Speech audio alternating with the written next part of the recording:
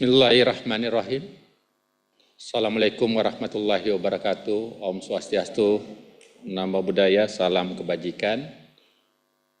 Bapak, Ibu yang kami hormati, khususnya insan pers, pada sore hari ini kami ingin menyampaikan sebuah sikap dari Badan Pengawas Obat dan Makanan hubungannya dalam konferensi pers terkait kejadian luar biasa keracunan pangan yang diduga disebabkan oleh LaTio.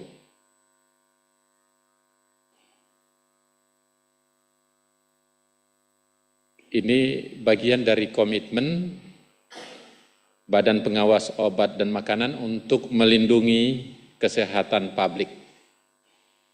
Sebagai Kepala Badan POM, saya tegaskan bahwa perlindungan kesehatan masyarakat adalah prioritas utama kami.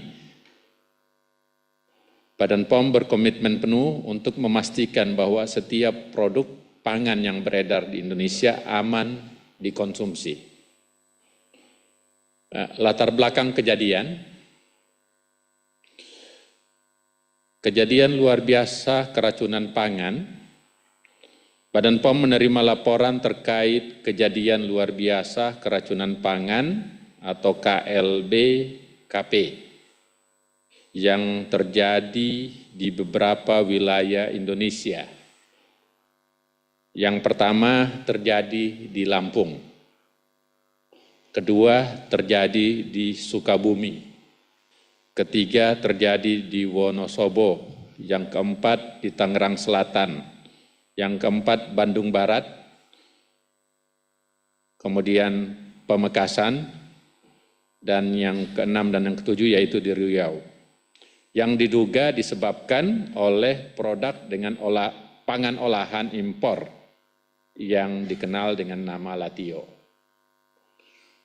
Produk pangan olahan LaTio yang diduga menyebabkan KLB atau kejadian luar biasa keracunan pangan ini adalah produk pangan olahan yang berbahan dasar tepung dan memiliki karakteristik tekstur kenyal serta rasa pedas gurih. Produk pangan olahan LaTio dimaksud terdaftar di Badan POM sebagai produk impor yang diproduksi di Cina. Langkah cepat dan tanggap KLB. Tentu sebagai lembaga yang bertanggung jawab kepada rakyat, kami ingin melindungi rakyat, sehingga Badan POM mengambil tindakan cepat bersama pihak terkait di masing-masing wilayah melalui pengambilan sampel pangan dan pengujian laboratorium.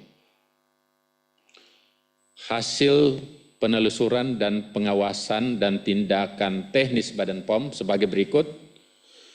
Hasil pengujian laboratorium berdasarkan pengujian terhadap produk yang diduga menyebabkan KLB-KP, kami menemukan indikasi kontaminasi bakteri Bacillus cereus. Pada produk LaTio, bakteri ini menghasilkan toksin yang menyebabkan gejala keracunan berupa sakit perut, pusing, mual, muntah, sesuai dengan laporan dari korban. Pemeriksaan dan sarana peredaran, kami memeriksa sarana dan peredaran, terdapat terhadap gudang importir dan distribusi setelah diperiksa dan memastikan bahwa pihak tersebut wajib mematuhi cara peredaran pangan olahan yang baik, CPR POB. Hasilnya menunjukkan ketidakpatuhan terhadap ketentuan yang semakin menegaskan pentingnya tindakan segera sebagai langkah koreksi. Sebagai langkah koreksi kami pertama, Badan Pengawas sudah, karena barang ini dijual secara online, kami meminta kepada pihak terkait, kementerian terkait, yaitu untuk men-take down produk online, kerjasama dengan Kemenkominfo.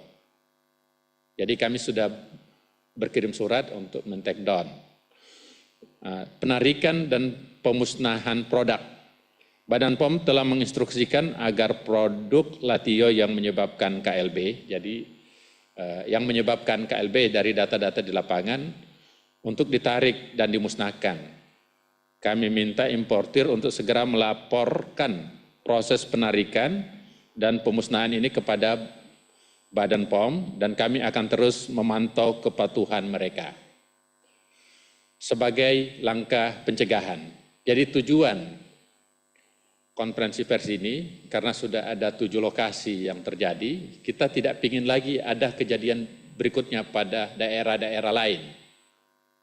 Oleh karena itu, kami ada langkah upaya pencegahan.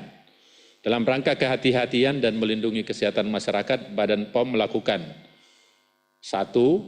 Pengamanan setempat sementara seluruh produk olahan Latio dari peredaran. Jadi kita mengamankan untuk sementara. Yang kedua, menangguhkan sementara registrasi dan importasi produk pangan olahan Latio. Itu 2 langkah untuk pencegahan.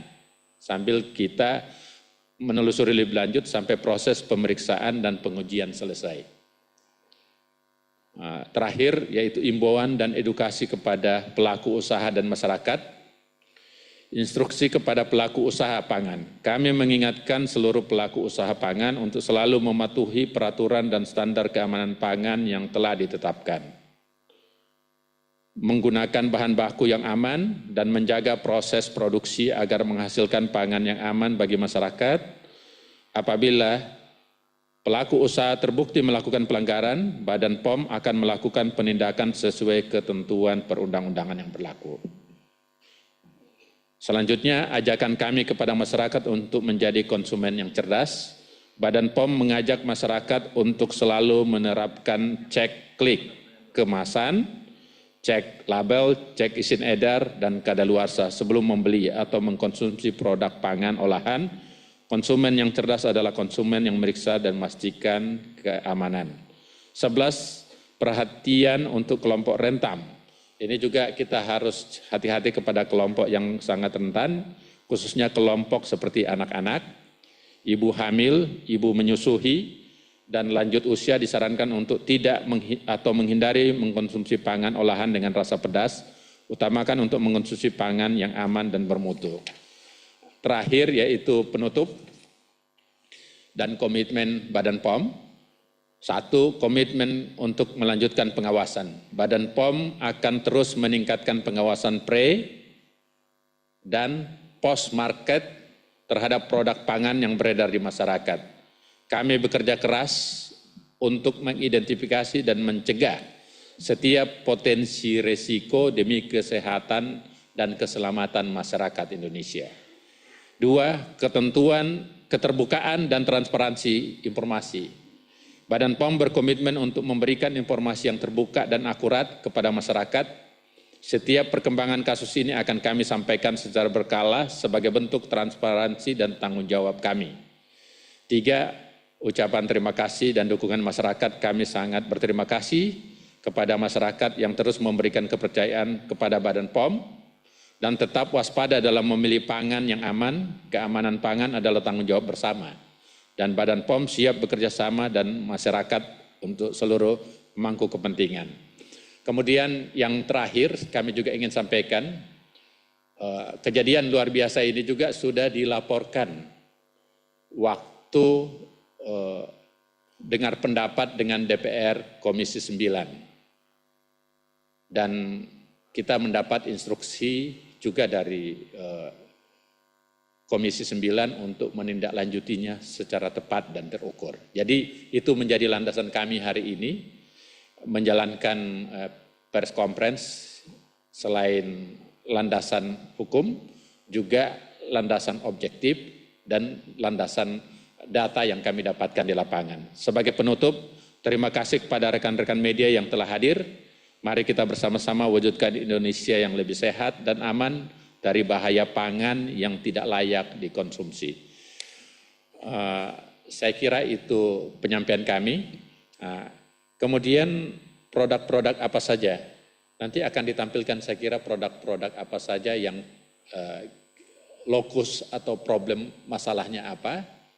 Kurang lebih ada dari beberapa produk, kan ada model Latio ini ada kurang lebih 73 produk. Yang sekarang yang ada di tempat kami ada 4 jenis. Ada 4 jenis. Nanti akan ditampilkan, jadi supaya Bapak Ibu bisa langsung lihat dan masyarakat juga bisa tahu. Yang model seperti ini sudah terbukti bermasalah, ya seperti ini datanya. Saya kira itu dari saya, mungkin Ibu Deputi mau menambahkan, silakan.